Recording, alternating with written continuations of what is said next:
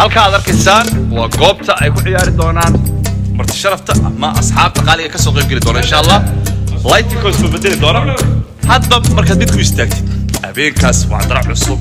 system cusub insha Allah waxaan leeyahay fanaaniinta iga dambaysa ay iman doona kuwii hore way sameeyeen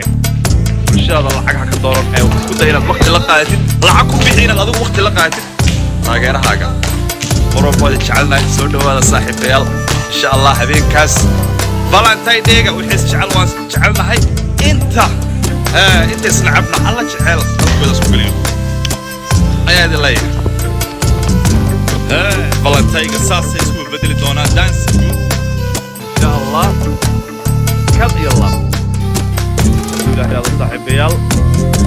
قبطوا بالبلا وسيتي هول هابي Valentine Day